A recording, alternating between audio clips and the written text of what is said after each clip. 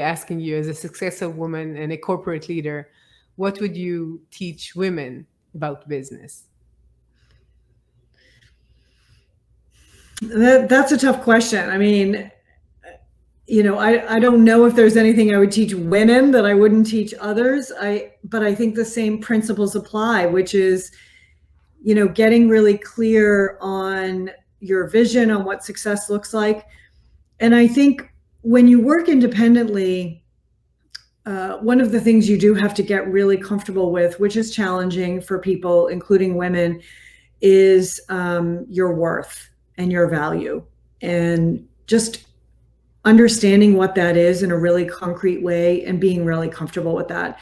Because when you work independently, it's when you get a job, you negotiate for a salary and compensation maybe once a year, or maybe only at the beginning, and then you're kind of just on the trajectory, right? Yeah.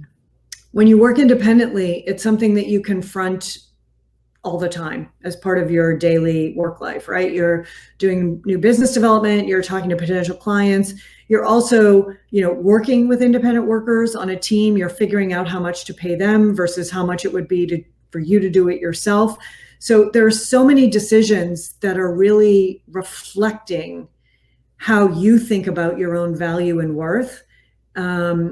And I encourage all of my students to just get really clear on that and to get out of their head on that. I think so many of us underestimate what we bring to the table and feel cautious about asking for our true value.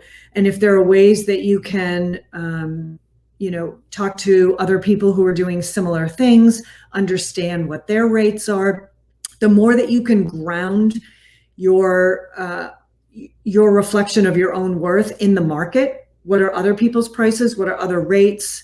How do I think about this in terms of an annual salary, and then working backwards?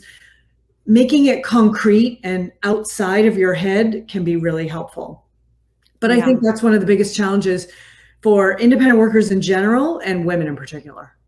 Yeah, I totally agree. When I think about what needs to be taught in school, especially for young women, is money. Just to talk about money, to understand business. Today, money is the ultimate power, and sometimes women say, "I'm not comfortable about talking about money. I'm not comfortable with asking money," and it's totally related to worth. How much do I worth? And I need to get a number out there. Just say that number clearly each day if you're independent in many cases. And it demands self-confidence, I guess, and that sometimes women are finding hard to handle.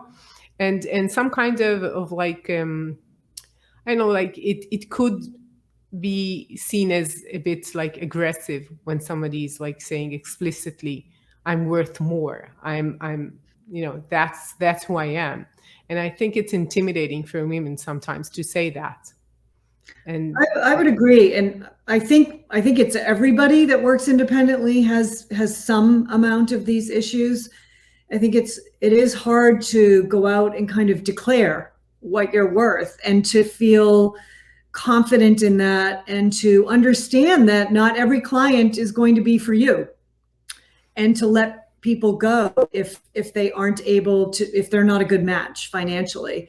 And when you work independently, unfortunately, people ask you to do things for free all the time, right? And you have to get comfortable with, and sometimes there are good reasons to do things for free, but many times there are not. And you have to really get comfortable with your response to that, and what opportunities you accept and which ones you don't. But I think in general for women, getting really comfortable on the financial side is important, and understanding your rate and your worth and getting confident in that and owning that clearly is important. But I also would say that one of the mistakes that I see independent workers make frequently is that they start working independently and they feel like they have to do everything themselves. And that is really a huge mistake. You need to learn how to delegate, to outsource things that are not the highest and best use of your time, or things that you really dislike. And I think that applies to the financial realm as well. If you don't feel like you're super comfortable, there are financial advisors who can help you think about your financial life holistically and map out some really concrete goals so that you're clear on what you're working towards. There are even individuals who can help with negotiation, who have research on compensation rates that can help you feel more grounded in what you're offering. And there are bookkeepers and tax accountants that can take that back office financial burden off of you and your business.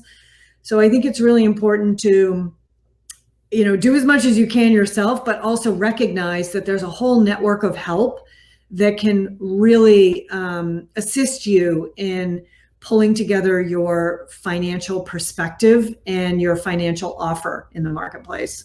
Yeah.